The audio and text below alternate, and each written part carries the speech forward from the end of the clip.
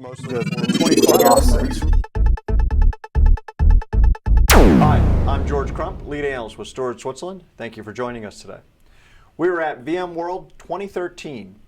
Joining me on the whiteboard is Rory Bolt, CEO of Proximal Data. Rory, thanks for joining us today. My pleasure.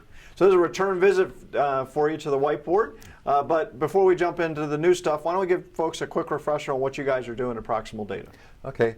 At Proximal Data, we've integrated flash-based caching within the hypervisor itself. And so we can take advantage of flash resources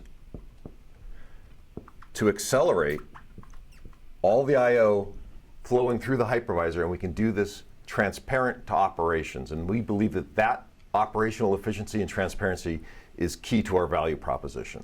So you're a software layer that installs at the hypervisor, right? Correct. And then you don't care whose flash they use? We can leverage any flash technology. It can be either SSD technology, PCIe technology, or even NVMe technologies for the flash.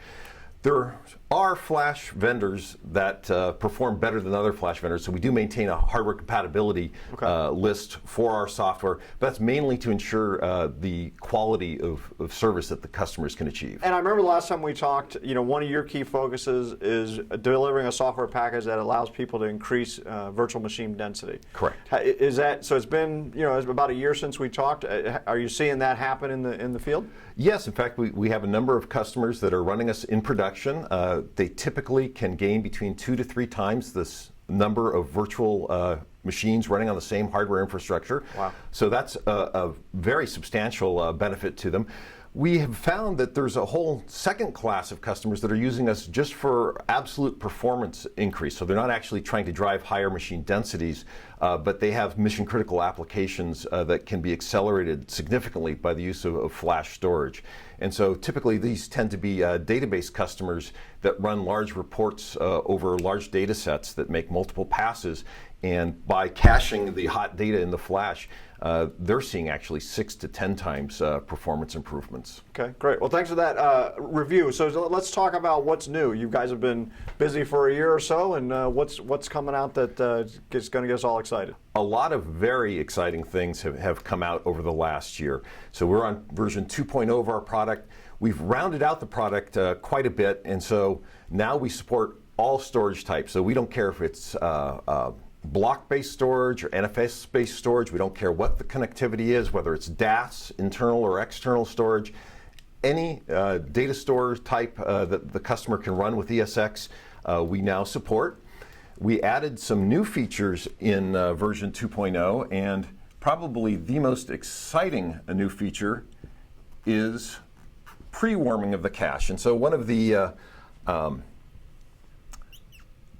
most valuable features of ESX is the ability to vMotion running machines between ESX hosts for either load balancing or performance reasons. Well, and I think I know where you're going, but one of the challenges we see when we do a vMotion and we're doing caching is now after that vMotion I take this massive performance hit because I've got to wait for this thing to get warmed back up again, which could take a little while, right? Absolutely. And so we have integrated within vCenter, which actually coordinates the vMotion events. Mm-hmm. And when vMotion notifies ESX on one host that it was requesting a vMotion to another host, we get notified of that event. And as the vMotion is occurring, we bundle up all the metadata for the virtual machine that's transitioning.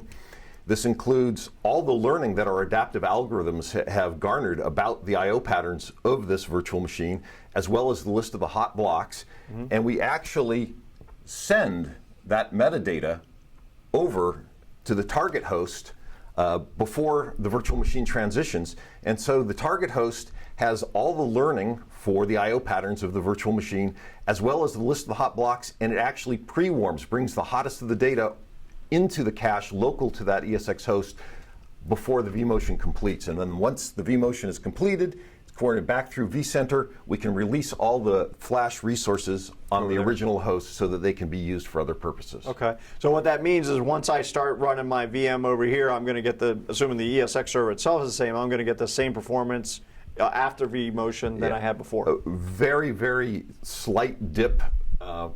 Whenever you vMotion a machine, there is a small dip while it's happening.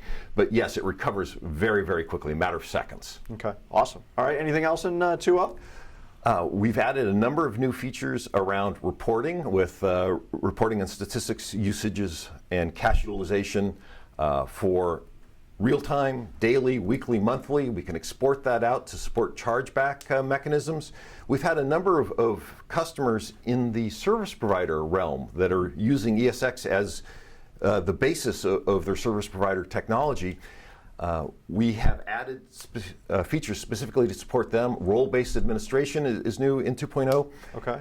And that allows self-serve for the service providers. Probably one of the largest new features of AutoCache 2.0 is we've actually gone cross-hypervisor. And so version 1.0, version 1.1, ESXi only, we've actually now announced support for Hyper-V. Okay. And so so basically the same software intelligence will work across the different hypervisors. George, you hit on a very important point, intelligence in I/O processing.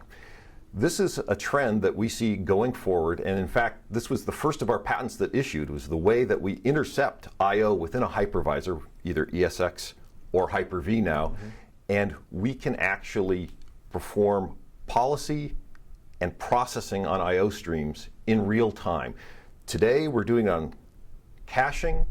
Going forward, we're actually going to leverage this technology into new areas. Any hints on what the new areas will be? Well, I'm afraid I can't really give you too many clues there. We do have some ideas that we are prototyping today and beginning to share with potential partners. Okay, so definitely stay tuned for that one, right? Yes. So, but on this, one of the things I wanted to back up to is the conversation you had about the reporting and things like that. It sounds to me like that'll help me determine when I need more flash resources or if I have too much, things like that? Yes, it does help with trending and resource utilization. It's also important for build back in the service provider model. So they're both pushing the ability to control caching policy down to their customers for self-administration, and we have a mechanism that allows them to build back for those services. What else is new in 2.0? We no longer require a reboot on installation. So we are simple to deploy, very easy to roll out with a single VIB. Previous versions of the product, there was one reboot necessary on the host itself. That is, of course, disruptive to operations. And so in the 2.0 version of the product, we've removed that requirement, and now we can do live installs and live uninstalls of our product. Well, I would think that would make testing a lot more approachable, right? Because you don't need to schedule a special time to shut down the Absolutely. host. Okay. Well, great. So, what I'm hearing is one of the big things it sounds like you guys are driving for is a sort of a single cache for the enterprise, right? You've got the ability to go cross hypervisor. You don't care anymore about protocol. And one of my concerns was I thought we were going to start seeing this sort of what I was calling performance sprawl, where you had to have a cache for this environment, cache for that environment, cache for that storage system, et cetera, right? Well, it sounds to me like you guys are eliminating that and really giving enterprises the ability to kind of standardize on one platform. Absolutely, but I do want to make it clear that we believe that flash technology is going to be pervasive throughout the infrastructure. And there is a place for flash within the hosts. We also believe there's a place for flash out in the arrays itself, and we're working on ways to take our I/O intelligence and coordinate with other storage vendors to actually make the use of flash at multiple tiers in the architecture additive in benefit. Okay, well that's great. That sounds like something we need to stay tuned for. Thank you. Rory, thanks for joining us. I'm George Crump, lead analyst with Storage Switzerland. Thank you for tuning in.